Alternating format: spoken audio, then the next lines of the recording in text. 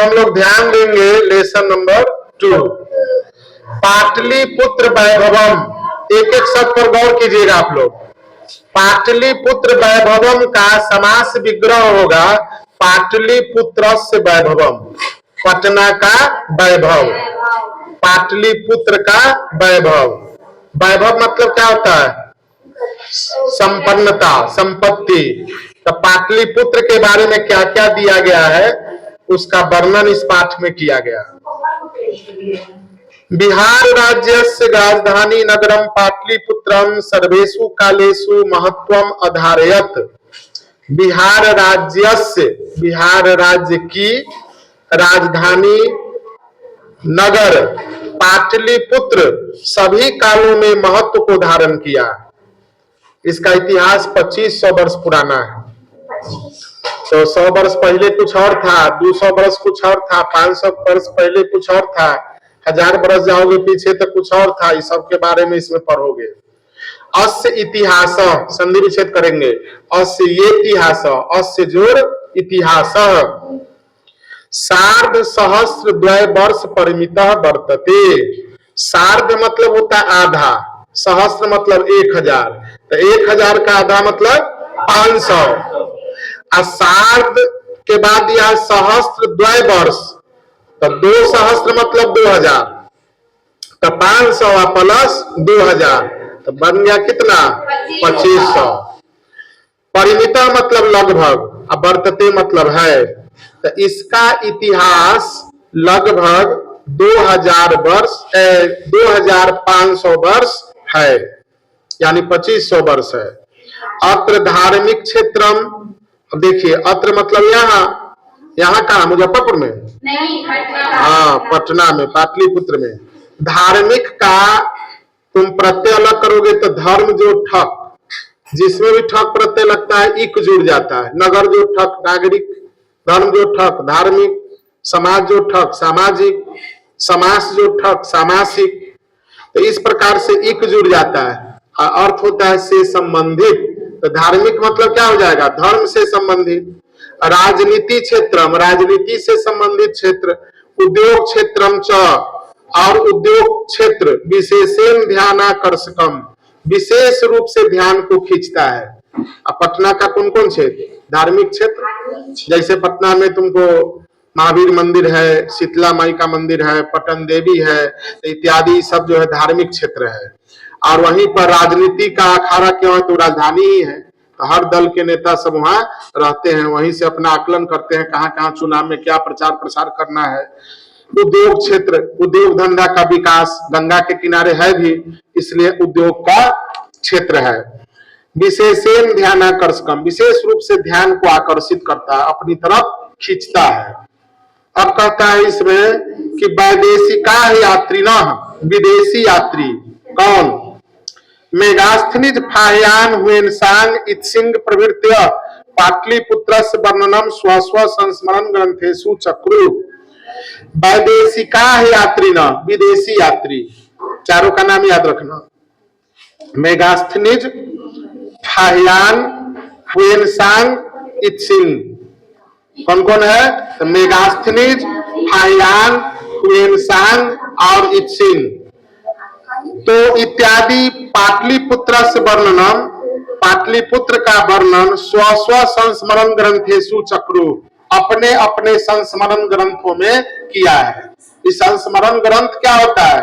तो जैसे अभी आप पढ़ रहे हैं, आपके पास जो मित्र है आपका, उसके बारे में आप लिखते हैं, जितना बात जानते हैं उसके बारे में लिखते हैं, तो संस्मरण कहलाएगा। जैसे तुम लोग पढ़े थे महादेवी वर्मा के संस्मरण, क्या? तो उनके पास एक गिलहरी उनके बगीचा में जिसका नाम गिल्लू था, तो गिल्लू पर संस्मरण लिखी है। एक उनके पास नौकरानी थी जिसका नाम भक्तिन था, तो उस पर लिखी है। एक हिरन पाल रखी थी जिसका नाम सोना, तो सोना पर भी लिखी है। तो इसी प्रकार से एक घीसा, उनका शिष्य या शिष्या घीसा, तो घीसा के बारे में भी लिखी है उसकी जीवनी। तो इस प्रकार से बहुत सारे जो आए थे विदेशी यात्री, वो सब अपने अपने डायरी में लिख करके पटना के बारे में बहुत चीज बतलाया। उनके समय में पटना में क्या था, जैसे किनके समय में, तो मेगास्थनीज के समय में। फिर फाहियान के समय में क्या था, मेगास्थनीज था कहाँ का, यूनान का राजदूत था। फिर वेनसांग आया, इत्सिंग आया, तो इस सब ने वर्णन किया। पाठे अस्मिन, इसको तोड़ो रे, पाठे जोड़ अस्मिन, इस पाठ में पाटलिपुत्र वैभव सामान्य परिचय वर्तते। पाटलिपुत्र का सामान्य परिचय है, माने विशेष परिचय के लिए फिर तुम अपना गूगल पर चेक करोगे पाटलिपुत्र के बारे में तो पता चलेगा, लेकिन सामान्य परिचय यहाँ पर दिया गया। एक पिक्चर भी दिया गया है जिसमें गोलघर का चित्र है। पहले पटना का सबसे बड़ा स्थान यही था, गोलघर, लेकिन अब क्या हो गया, बौना हो गया। क्यों बौना हो गया, आए तो उतने बड़ा ही, छोटा थोड़े हुआ होगा, लेकिन इसके बगल में इतना बड़ा बड़ा बिल्डिंग सब बन गया है कि देखने में लगता है गोलघर दिखाई नहीं दे रहा। बिस्कोमान का बिल्डिंग है, उसके बगले में वो बहुत बड़ा बिल्डिंग है, उसको देखोगे बिस्कोमान जो है बिल्डिंग, उसको देखोगे तो लगेगा कुछ है ही नहीं, जैसे ऊंट को लगा के सबसे बड़े हम ही हैं। लेकिन जब गया पहाड़ के नीचे तो क्या देखा कि अरे बाप रे बाप, हम तो कुछ नहीं है ना। जैसे वो तुम लोग पढ़े थे लिलीपुटियन गुलीभर के बारे में, एक जगह गया तो देखा कि सीढ़ी लगा के चढ़ रहा था, उस पर सोया हुआ था तब आदमी, इतना छोटा छोटा लिलीपुट सब था। एक जगह जब गया तो इसी को हाथ में उठा लिया, इतना बड़ा बड़ा था। वही जो है टूरिस्ट था, अपना टूर करता था, तो हर जगह का वर्णन किया था। वही इसमें कह रहा है कि सामान्य परिचय दिया गया। अब देखिए आप लोग, प्राचीनेषु भारतीयेषु नगरेषु अन्यतमम पाटलिपुत्रम अनुगंगम वसद्वी चित्रम महानगरम बभूव। प्राचीने भारतीयेषु नगरेषु, प्राचीन भारतीय नगरों में, जैसे होता है ना बालके बालकयो बालकेशु, लड़का में, दो लड़कों में, लड़कों में। जब अनुवाद सीखोगे तो वहां पर हम बताएंगे तुम लोग को, विभक्ति का अर्थ अपने बनाने आ जाएगा। 3 लेसन तक पढ़ाएंगे, उसके बाद ग्रामर शुरू करेंगे। तो प्राचीन भारतीय नगरों में अन्यतमम माने एक, पाटलिपुत्रम, पाटलिपुत्र, बसद्विचित्रम महानगरम बभू, गंगा के किनारे बसा हुआ महानगर हुआ। तद विषय, इसका समास संधि विच्छेद करो, तत् जोड़ विषय, दामोदर गुप्तो नाम, तो दामोदर गुप्त जोड़ नाम, इसके विषय में दामोदर गुप्त नामक कवि कुटनिमत आखे, कुटनिमत नामक काव्य कथ्यति, काव्य में कहते हैं। पाटलिपुत्र के बारे में बोले हैं कुटनिमत काव्य में, कौन, दामोदर गुप्त। अस्ति माने है, इसका अर्थ एक एक वर्ड का देखो, अस्ति लिखा हुआ है मतलब कथ्यति के बाद देखो, अस्ति है, महितल तिलकम, महितल मतलब पृथ्वी पर, तिलकम मतलब चंदन के समान, सरस्वती कुल गृहम, सरस्वती के खानदान वालों का घर, मतलब विद्वानों का घर। सरस्वती कुल मतलब क्या होता है, खानदान, वंश। और सरस्वती का वंशज कौन हुआ, तो जो विद्वान हुआ, पढ़ा लिखा। तो सरस्वती कुल गृहम का मतलब हो गया विद्वानों का घर। महानगरम, महत च नगरम तत्, महान है जो नगर, महानगरम का मतलब है महान है जो नगर। नामना मतलब नाम से, पाटलिपुत्र मतलब पटना, परिभूत मतलब धारण किया है, पुरंदर स्थानम इंद्र के स्थान को, माने स्वर्ग के नाम को। तो पूरा का अर्थ देखो, विद्वानों का घर यह महानगर, पृथ्वी पर तिलक के समान, परिभूत, पुरंदर स्थानम स्वर्ग के स्थान को पाटलिपुत्र नाम से धारण किया है। फिर से देखिए एक बार कि विद्वानों का घर यह महानगर पृथ्वी पर स्वर्ग के स्थान को पाटलिपुत्र नाम से धारण किया है। पेज पलटो गया, पेज नंबर 9। हाँ 9 में आ जाओ, उस 8 में था वो, अब 9 में आएंगे। इतिहासे श्रूयते, इतिहास में सुना जाता है कि गंगायास तीरे, गंगायाह जोड़ तीरे, गंगायाः मतलब गंगा के, और तीरे मतलब तटे, तट पर। बुद्ध काले, बुद्ध के समय में पाटली ग्राम स्थित आसीत, पाटली ग्राम स्थित था। पहले जो पाटलिपुत्र नाम है ये पाटली गांव था, छोटा सा। ये अब तो व्यापक फैलते जा रहा है, जिस अपने शहर को देखते हो कितना फैल गया पूरा पश्चिम उत्तर दक्षिण में, तो ये भी पहले बहुत छोटा रहा होगा। मुजफ्फर अली के द्वारा ही मुजफ्फरपुर बसाया गया था। समस्ती अली, हाँ समस्तीपुर में समस्ती अली के द्वारा समस्तीपुर बसाया। वो लोग का एक गांव था, यहाँ पर जमींदार था यहाँ का, तो वह यहीं पर बिजनेसमैन सब आने लगा, मुस्लिम था, तो वो सब अपना बसा दिया। धीरे धीरे धीरे धीरे बसते बसते ही, खासकर पहले के जमाने में नदी के किनारे जो है शहर बसाया जाता था, आने जाने में सुविधा हो, बिजनेस व्यापार करने में वहां से दिक्कत ना हो। तो देखिए क्या कहता है कि बुद्ध के समय में पाटलीग्राम स्थित था, यत्र च, और जहां भगवान बुद्ध बहुकृत्य समागत, बहुत समय बिताए थे। तेन कथितम आसीत, उनके द्वारा कहा गया था, यत की ग्रामो अयम, यह गांव महानगरम भविष्यति, महानगर होगा।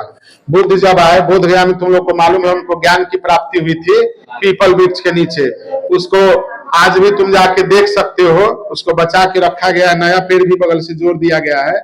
तो उसमें क्या है कि बोधि वृक्ष उसका नाम है, चूंकि बुद्ध को ज्ञान की प्राप्ति वहां पर हुई थी।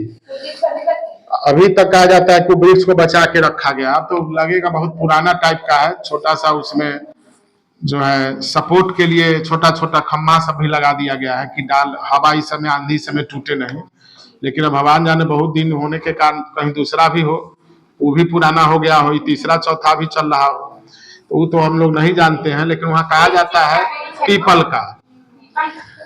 तो चलिए यहाँ पर उनके द्वारा कहा गया था कि यह गांव महानगर होगा, किंतु कलहस्य, झगड़ा का, इस होता ना कि चुनाव लड़ना, झगड़ा का क्षेत्र क्यों है, तो वो तुमको राजधानी है, तो वहां पर तो झगड़ा का क्षेत्र हमेशा लड़ाई होगा ही। चुनाव लड़ना नामे है, चुनाव लड़ा जाता है कि कौन कौन पार्टी लड़ रहा है, मतलब लड़ रहा है मतलब क्या, झगड़ा कर रहा है।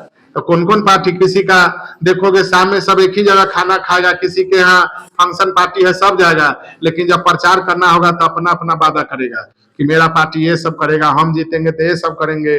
वो सरकार पहले का कुछ नहीं किया, दोषारोपण सब करेगा, अपने अपने लड़ाई खूब करेगा। तो इसीलिए वो बता दिए थे कि क्षेत्र कैसा रहेगा, तो झगड़ा का। दूसरा बात अग्निदाहस्य, अग्निदाह का, अगलगी का। पहले फूस का घर हुआ करता था, टाटी फूस खपरा ये सब तो बाद में आया है। तो फूस के घर में क्या था कि एक बार आग लगा तो गांव के गांव साफ कर देता था। लेकिन अब क्या हो गया है, अब तो इंदिरा आवास सब मिला है गरीबों को भी बनाने के लिए, तो पक्का वाला बन रहा है घर। लेकिन अच्छा गैस सिलेंडर सब आ गया तब से कुछ कम है। पहले लोग चूल्हा इस समय, आज भी जो खाना अंगीठी पर बनता होगा लकड़ी पर, तो उस समय तुमको लकड़ी बोलते हैं उसको, तो वहां पर जो है तुमको आग बच जाता है। बहुत आदमी उसको छोड़ देता है, बहुत बुझाता है, बहुत सोचता है कि गर्म चूल्हा में पानी नहीं रखना चाहिए, तो बाहर निकाल के बहुत आदमी बुझाता है, और उसी में एक आदमी रह गया, हवा चला, काटी काटी। अब जैसे गरम चूल्हा, गरम तावा, अभी काहे गरम हो, तुम ही जैसे गर्मी में आते हो गर्मी से काहे, तो क्या जाता है टेम्परेचर बढ़ा हुआ तो पानी मत पियो, साइड इफेक्ट सर्दी खांसी बुखार हो सकता है ना। तो उसी प्रकार वो बर्तन कमजोर हो जाएगा, वो चूल्हा कमजोर हो जाएगा। वो चूल्हा पर पानी रख दोगे वहां पर तो क्या होगा, नहीं उस पर भी नहीं। और वो सब भी है, धार्मिक बात सब भी है कि मरने उड़ने में जो है उसको पानी दिया जाता है। दूसरी बात एक और है कि उस तो मेटल का होता है ना, एकाएक गौर में पानी रखोगे तो कमजोर होगा। अब चूल्हा जहाँ पर राख होता है, लड़कियां ध्यान दो, तो खाना बनते रहता है गर्म है, एकाएक पानी रखोगे चट उखड़ जाएगा, तो चूल्हा में से चट उखड़ जाएगा, गिर जाएगा तो कमजोर होगा ना। तो इसलिए भी कारण है कि वहां पर गर्म में पानी नहीं दिया जाता है। कोई भी चीज एकाएक टेम्परेचर ज्यादा हो तो उसको लो करने में धीरे धीरे ठंडा किया जाता है, एकाएक नहीं करना चाहिए। अब जैसे कि देखना है उदाहरण में, तो कुकर में खाना बनता है, अब कुकर के खाना को जल्दी से आदमी क्या करता है, खोलने के लिए पानी ऊपर से नल खोल देता है, तो उसमें कच्चे सामान रह जाएगा, तो उसको ज्यादा सीटी मार के तब फिर खोलने के लिए तुरंत ये किया जाता है। नहीं तो तुरंत अगर हरवा के कुकर को खोलने के लिए पानी डाल दिया जाए, ब्लास्ट नहीं होगा, उसका खाना कच्चा रह जाएगा। वो तो पकता है देर तक ना, अपने से जब गैस उसका खत्म हो जाए तो समझो कि उसका सामान रेडी है, नहीं तो उसको जबरदस्ती निकालोगे तो भाई कुछ ना कुछ गड़बड़ी है। तो चलिए ये भी समझ गए। अग्निदाह। जलपुरस्य, जलपुरस्य मतलब बाढ़ का। अब गंगा के किनारे है, नदी के किनारे, तो बाढ़ का क्षेत्र पहले रहता था, थोड़ा सा पानी उसमें बढ़ा, बस वर्षा के समय बढ़वे करता है, पूरा पटना में चला जाता था। अब तो उसको बना दिया ढंग से। अब पानी इस बार जो गंगा में बाढ़ की स्थिति आई थी तो हाजीपुर तरफ फैल गया था, दूर तक, इधर इधर जो सब नीचा पड़ता था उधर पानी फैला था, पटना तरफ में नहीं।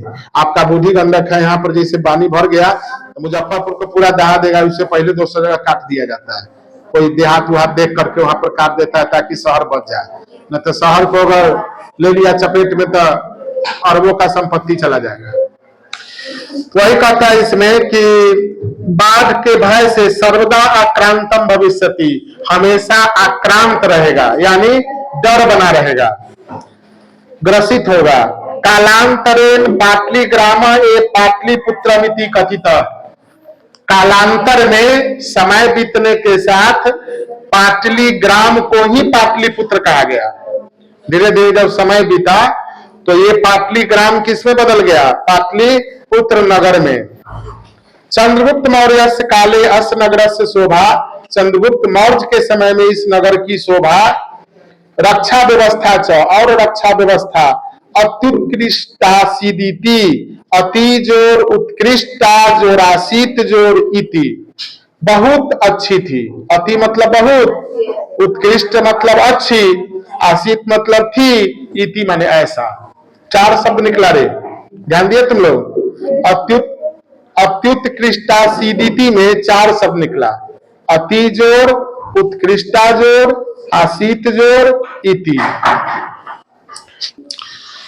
तो कहता है कि चंद्रगुप्त मौर्य के समय में इस नगर की शोभा और रक्षा व्यवस्था बहुत अच्छी थी। यूनान राजदूत मेगास्थ निज स्व संस्मरणेषु निरूपयति, यूनान का राजदूत मेगास्थ ने भी अपने संस्मरण ग्रंथ में लिखा है, वर्णन किया है, इस नगर की रक्षा व्यवस्था और शोभा बहुत अच्छी थी। अस नगरस्य वैभवम, इस नगर का वैभव, प्रियदर्शिना अशोकस्य समय सुतराम समृद्ध, प्रियदर्शिनी अशोक के समय में बहुत समृद्ध हो गया, बहुत बढ़ गया। अशोक कौन था? अशोक जो है बाद में धर्म, उसका प्रचार प्रसार में दिमाग लगा, 99 भाई को अपने मारे हुए था। सम्राट जो था 99 भाई को मारा था, क्रूर शासक था वो, जो है अपना चचेरा मौसेरा ममेरा जो भी मतलब उसको मिला, 100 भाई में से 99 का हत्या कर दिया था।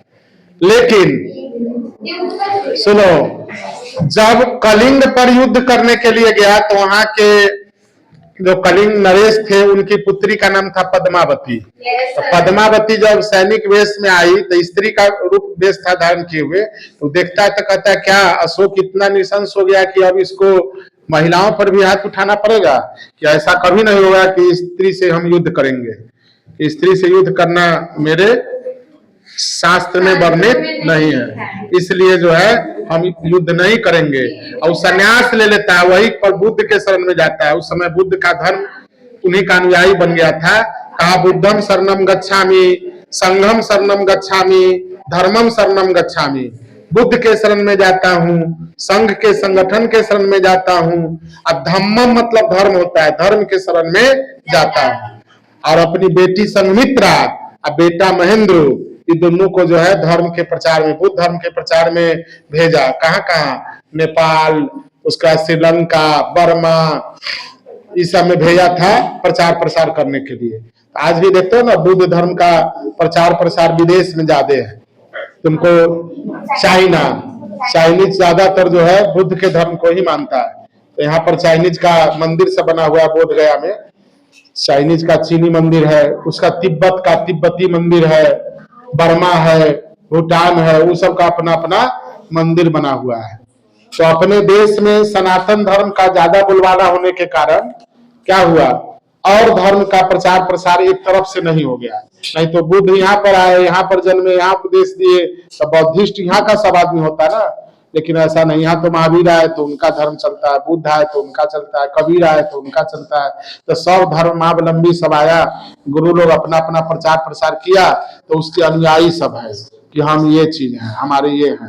और सबसे ज्यादा है तुमको कौन? तो सनातनी। सनातनी क्यों ज्यादा है? तो हिंदू धर्म जो है, अब मान के चलो हनुमान है, कोई शिव को मानता है, कोई विष्णु को मानता है, हालांकि वहां भी बटा हुआ है। विष्णु का उपासक है वैष्णव ना, मांस मछली सब नहीं खाएगा, वैष्णव लोग जो होता है। उसी प्रकार शिव का उपासक शैव होता है, शक्ति का उपासक शाक्त कहलाता है। शक्ति का उपासक सब मीट मछली सब खाता है, क्योंकि उनको चढ़ाया जाता है बलि, तो उनको बलि चढ़ेगा, लेकिन शिव को नहीं चढ़ता, और विष्णु को तो चढ़ता ही नहीं है, विष्णु भक्त नहीं खाएगा। या राधे राधे वाले जो होते हैं, जितना कृष्ण के अनुयायी सब, वो सभी नहीं खाते हैं। तो यहाँ पर कोटि बनाया गया, 56 कोटि है, 56 प्रकार। और जितना मानर बजा के पूजा होता है, जितना प्रकार का मानर समनरिया को देखते हो ना, वो सब एक कोटि में आता है। चाहे वो कारिख बाबा के पूजा हो, चाहे भूया बाबा के पूजा हो, तो वो सब एक कोटि में रखा। अब विष्णु का जितना उपासक है वैष्णव, उसको एक कोटि में रखा। तो 56 करोड़ देवी देवता नहीं है, 56 कोटि है। ब्रांचेज ऑफ जो गॉड होते हैं, जितने भी शाखा सब है, उसमें 56 वर्ग में बांटा गया है। तो उसको जो बाद में जाओगे तो आगे पढ़ोगे, इसमें अभी इतना ही जानो। तो इसमें कहता है कि प्रियदर्शी अशोक के समय में बहुत समृद्ध हुआ। बहुकालम पाटलिपुत्र प्राचीना सरस्वती परंपरा प्रवर्तक। बहुत समय तक पाटलिपुत्र में पुरानी सरस्वत परंपरा थी। इति ऐसा राजशेखर ने स्वकाव्य मीमांसा नाम के अपने काव्य मीमांसा नामक कवि शिक्षा प्रमुख ग्रंथ में सादरम स्मृति आदर के साथ याद किया है। क्या? तो इसमें नाम दिया है 7 वो कवि का, देखोगे गौर से। अत्रोप, वर्ष, तो अत्र जोर उपवर्ष। तो अत्र माने यहाँ कहा मुजफ्फरपुर में, पटना में। तो यहाँ कौन कवि हुए थे? तो उपवर्ष। दूसरा कौन? तो वर्ष। इसी प्रकार पाणिनि, पिंगल, व्याधि। पहला में 5 वो हुए, कौन कौन से देखो ठीक से। उपवर्ष, वर्ष, पाणिनि, पिंगल, व्याधि, बररुचि और पतंजलि। पतंजलि का तो नाम जानते हो, रामदेव ने उनका बहुत प्रचार प्रसार किया। यह परीक्षिता, यहाँ परीक्षित किए गए, अख्याति मुख जगमु, ख्याति को प्राप्त किए। पाटलिपुत्र में इन सब कवियों ने बहुत सारी प्रसिद्धि को पाई थी। कौन सब? तो उपवर्ष, वर्ष, पाणिनि, पिंगल, व्याधि, बररुचि और पतंजलि। तो इन सब की प्रसिद्धि थी। तो आप लोग अब इतना तक ही आज रहने दीजिए, फिर आगे पढ़ेंगे हम लोग अगली क्लास में।